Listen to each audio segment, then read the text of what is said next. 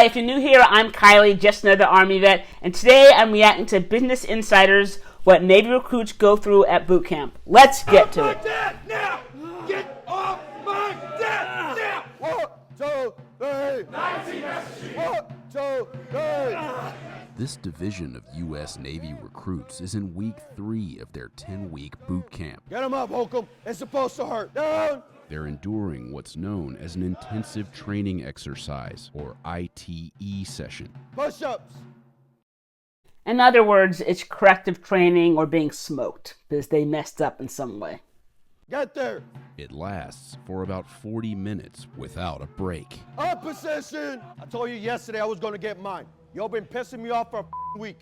Between not working together, thinking it's a joke, and it's not. You arguing, not wanting to step up to lead.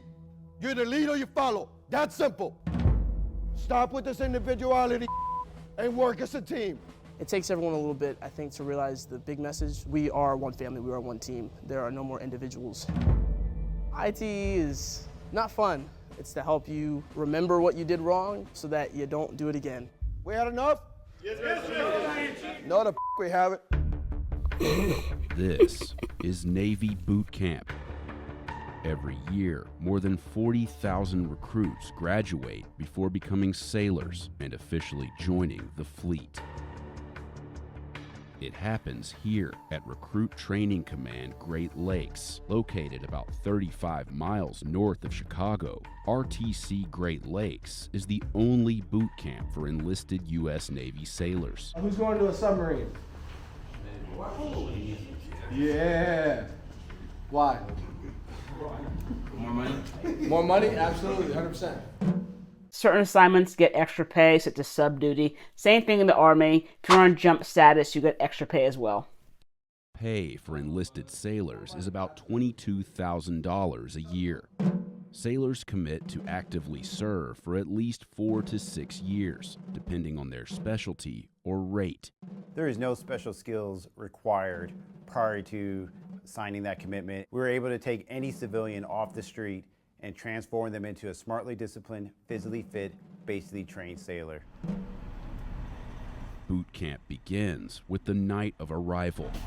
Let's go! Hurry up! Hurry up! Hurry up! Hurry up! Hurry up! Let's go! Let's go! Let's go! Let's go! Let's go! Buses driving from O'Hare Airport bring about 100 new recruits to the Recruit In Processing Facility. Let's go! We want to put them in a stressful environment to show them that even though it might be stressful for them, they can get through it. You're moving too slow! She looks so young. Kind of like sets the tone for the rest of training. What the are you looking at, guy? Where did I tell you to look? Where? Where did I tell you to look? Welcome to Recruit Training Command. I'm Chief Walters. I'll be one of your facilitators this evening. When I tell you to, you will remove your cell phone. You're going to call home. Call your parents. Call your recruiter. I don't care who. But you're going to let them know that you arrived here safely. You have 1 minute. Go. What up, man? Hey, I just made it in. I don't have long to speak, but I just want to tell you that I made it safely, but I'm okay. You got 45 seconds. Hurry up. I'll get through it. I gotta go, Mom.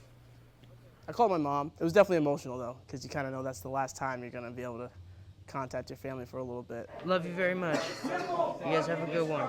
Bye. You understand the words? When Marine recruits do this, they actually have to read from a script, and they have like 10 or 15 seconds to actually read it. Now. Yeah. What are you saying? Yep to? It's yes, Chief. What is your problem, guy? What is your problem? Why are you moving so slow? You're on my time now, not your time. Hurry up. It was brutal, I won't lie. It was a culture shock. You are learning pretty much how to be a new human. You do not know what the you're supposed to be doing at any given time. You will stand at attention until told to do otherwise. At no point in time will you look a staff member in the eyes. That's rude and disrespectful, and that's the quickest way to piss us off. Is that understood? Yes, Chief. How about some motivation? Is that understood? Yes, Chief. If you notice, he is setting the standard and telling them exactly what is expected. Recruits receive their ditty bags. Hey, hurry up. Let's go. Get your socks off my table. Let's go. Which hold their different uniforms, hygiene products, and basic items they'll need for boot camp. Hurry up. Go, go, go, go, go, go, go, go, go. Recruits must provide urine samples to make sure they have no drugs in their systems. Those who can't immediately provide a sample are ordered to hydrate until they can. Although male and female recruits sleep in different compartments, some train in gender-integrated divisions. So when you join the military and you're expected to give a UA, you will be doing it in front of an observer who'll be right there in your business watching you. And yes, it will be of the same gender as you. After being assigned to divisions, recruits wait to meet their recruit division commanders, or RDCs. Get the up! Let's go! Turn around! Back the up! Signified by their red shoulder cords, these RDCs will be with the division until they graduate from boot camp. I am glad these RDCs are not hesitant to curse in front of the cameras. I think that is awesome. Say you could talk. They want to be here to be sailors. So that's our job, to train them, to help them get there. Why are we so slow? Hey, you, isn't he taller than you? Yes, chief, no chief, I chief. We're not their friends. We're here to make them sailors. Why are you looking at recruit? Do I owe you anything? You want them to be uncomfortable, right? You want to get them out of their comfort zone. Boot camp is hard, but when you go out to the fleet, if you make a mistake, you're going to kill somebody. Right? Now his lives are at stake. So we want them to understand that the bigger picture. Male recruits have to shave their heads. Female recruits can pull their hair back in a bun or wear it down as long as it does not extend below the back of the collar. Same with the U.S. Army. Guys have to have their head shaved, and females just can't have the hair go down below the bottom edge of the collar. And yes, at least for the Army, you do have to pay for that haircut. The new recruits pay their first visit to the galley, where they eat in silence and stare straight ahead until they're dismissed. Table 8! Get up and get out! They'll need their strength for their first test of boot camp. Come on, push it up. An initial physical assessment known as the pacer test. Everyone up! Timed intervals of push-ups, planks, and running. Can someone tell me, please, are they still in processing, or they actually started the basic training? Because to the Army, in processing lasts a couple days to a week or so. Not every recruit shows up where they need to be. That's okay. That's what we're here for. Put your hands by your side. Look at everybody else next to you. Fix yourself. If we identify individuals that are struggling, then we can curtail the training to make sure everyone's on a level playing field to be successful. So that NCO we just saw, he is an HM1, which is the job code attached to the actual rank, so as a hospital corpsman. Recruits have 2 chances to pass the test. If they fail, they're recycled into another division where they'll keep trying until they can move forward. In week 1, recruits are tested on their ability to swim. God forbid you're in that abandoned ship scenario where you do have to leave the safety of your ship. The Navy has deemed that we need to be able to implement a swim qualification to ensure your safety and the safety of your shipmates. So the guy before was an HM, and this guy is a BM, which means boatsman's mate, I think. But that just goes to show you that pretty much any qualified NCO can actually apply to become an RDC. Everyone in the Navy has to have a third-class swim qualification. The third-class qualification consists of stepping from an elevated platform,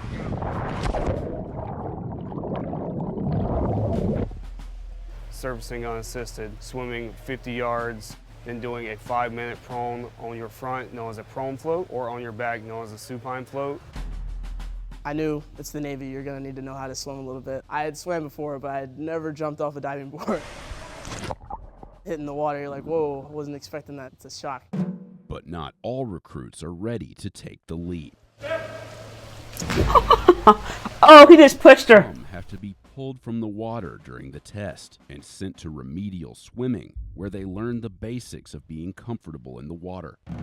We're just asking you to try to actually calm yourself down and realize that the water's not going to drag you under. You know, you have to cooperate with it.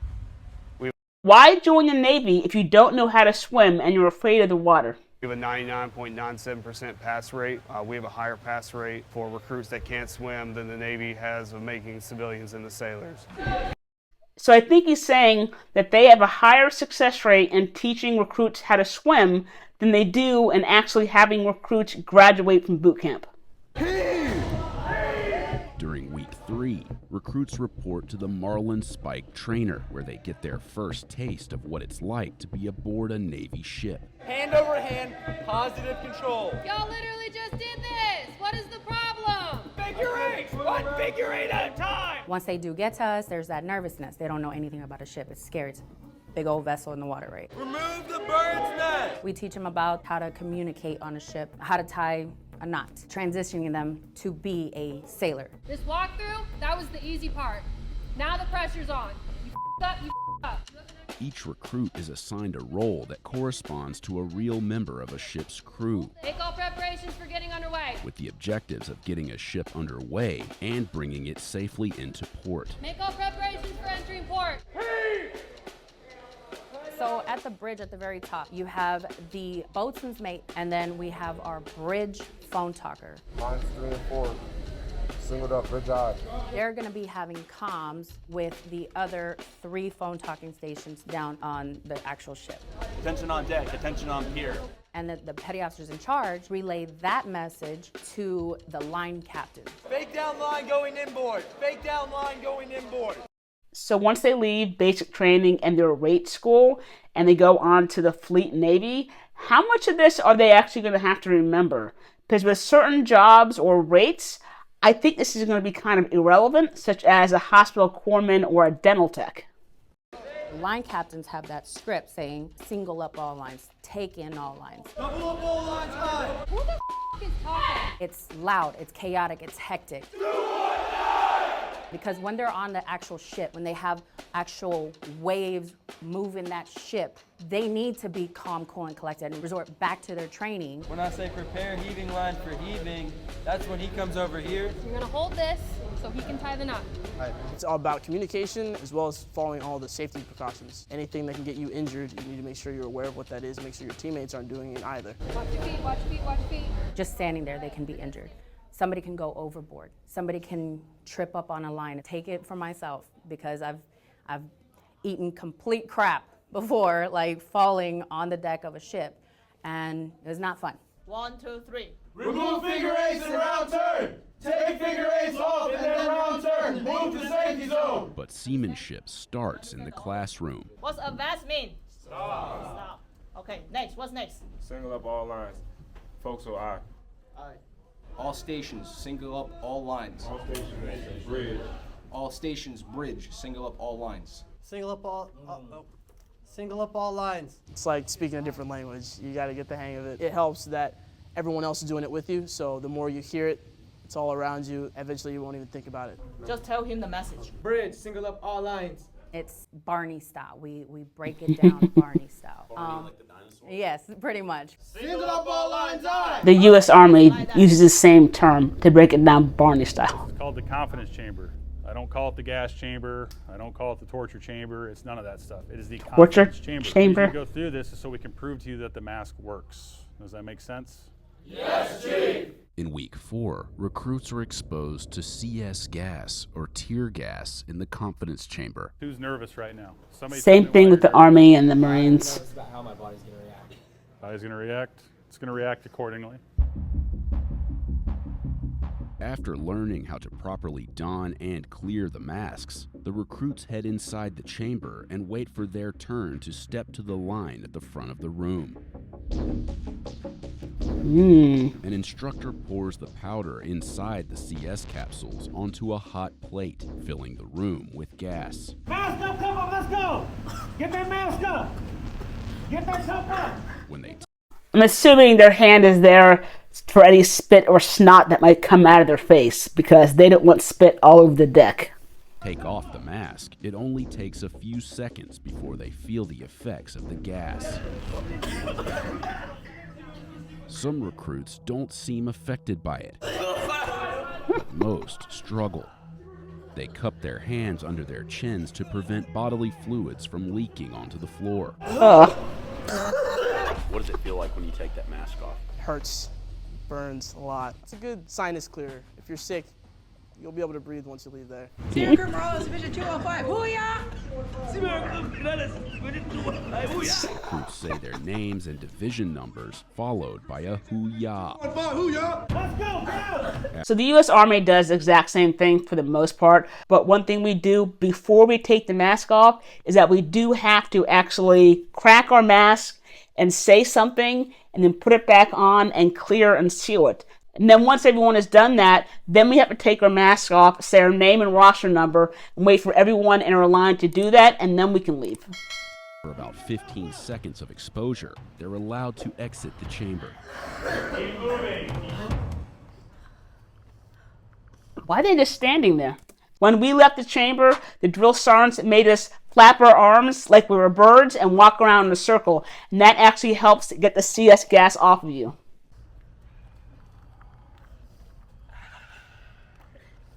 It definitely wasn't fun. Definitely wouldn't, sign up to do it again, but it wasn't as bad as I thought it was gonna be. Oh yeah, easy day.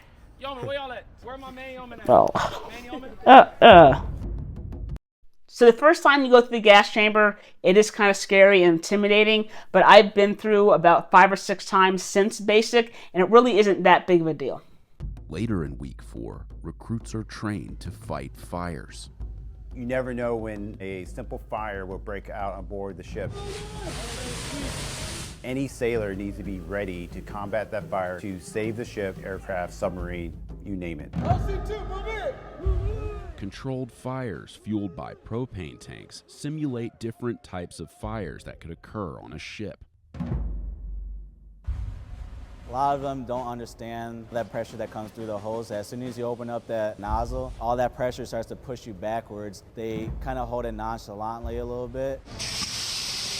At my unit in Germany, I remember standing on top of our water buffalo, filling it up with a fire hose, and the pressure started to build all of a sudden, and my friend could not get to me quick enough to help me manage the fire hose. Before I knew it, I was blown off of this water buffalo and landed on the ground. And yes, I was hurt, but I didn't have any serious injuries. If I landed any differently, I could have ended up with some broken bones, been paralyzed, or had a really bad head injury. So I was really lucky, actually. It was one of the most hands-on experiences we got to do. Part of the teamwork that helps you realize that there's going to be points where your life is going to be in the hands of another person. It's important to pay attention because if you're not doing things correctly, you're putting someone else in danger. Looks like fun. Recruits trained to safely fire the M9 Beretta pistol, as well as to assemble and disassemble it. A lot of people that come through here have minimal to zero experience.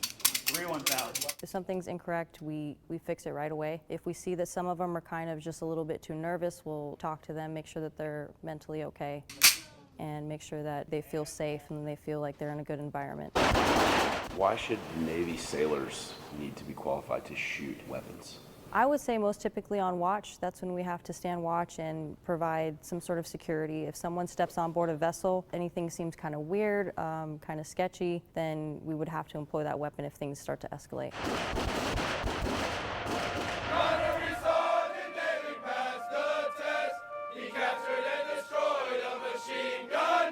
Boot camp culminates with an event known as Battle Stations. It happens inside this building, which may not look like much from the outside, but inside, the recruits encounter this. It's a destroyer. USS Trayer. It's a 2/3 scale replica of a Navy destroyer ship designed and built by companies that created attractions for Walt Disney World. Battle Stations is an accumulation of every training evolution you've done throughout basic, mixed with a little bit of sleep deprivation. So I think it's the closest thing any of us are going to get to what being on a ship's like.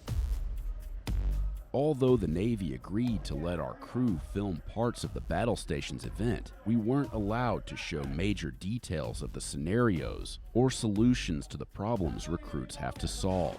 Makes sense. So it goes over 17 different scenarios, from firefighting to seamanship, first aid, so all of those combined into one special night. A special and long night. Recruits are not allowed to sleep during the event. Doors cold. I do not Who are you care. I do telling? not Are you care. telling me? Are you telling petty officer? Or are you telling your CLS? Tell the CLS! Doors go CLS! When they say when you get to fleet, you gotta be able to handle sleep deprivation, you really do. You have to be able to handle doing the right thing, even when it's very stressful, even when you're cold, wet, tired, sleepy, and even when your peers may not be in the right mindset either. The first scenario we saw involved a burst water pipe in a room full of ammunition shells that recruits had to move while trying to patch the pipe. If you can't do it alone, ask for help! They use their firefighting skills to put out a fire that breaks out on board. We have all the sound effects, the lighting, the smoke, just because we want to make sure it's as realistic as possible. Once you go out to the ship, if there was ever, an emergency situation that happened, we want to kind of reflect that here. We were allowed to film inside one of the training areas built to resemble the damage suffered by the USS Cole, the deadly attack in October of 2000, with details down to the clock on the wall, which is stopped on the minute the real attack occurred. But when the scenario starts, recruits don't notice such details. People are dying! People are dying! They have to locate and evacuate a casualty through thick smoke, over obstacles, and in total darkness. Some people like working under stress because they say pressure either produces diamonds or it bursts pipes. It was really fun. I would definitely do it again, maybe after a full night's rest, but I would 100% do battle stations again. It's a night I will never forget. Yeah, this is a cakewalk compared to what the Army and the Marines do.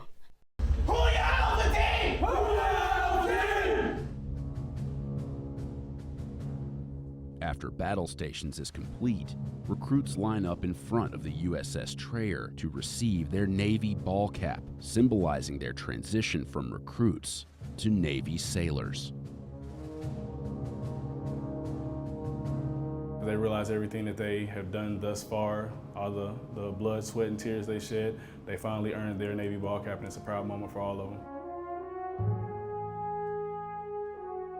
That morning was extremely emotional. I was definitely more proud of that than anything I've ever done before. Nothing compares to that moment. Friends and family gather to witness their new sailors graduate before joining the fleet.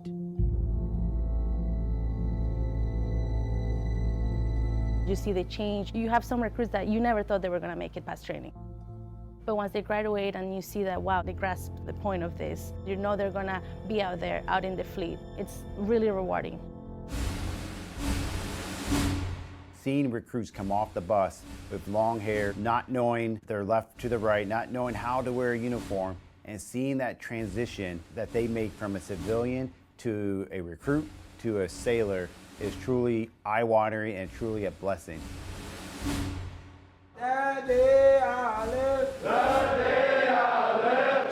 So this basic training is definitely a lot easier than the Marine or Army basic training, but it doesn't have to be as tough because they're going to be on a ship or on a sub versus the kind of jobs and missions that the Marines and the actual Army actually does. But it is always a proud moment when you finally graduate, though.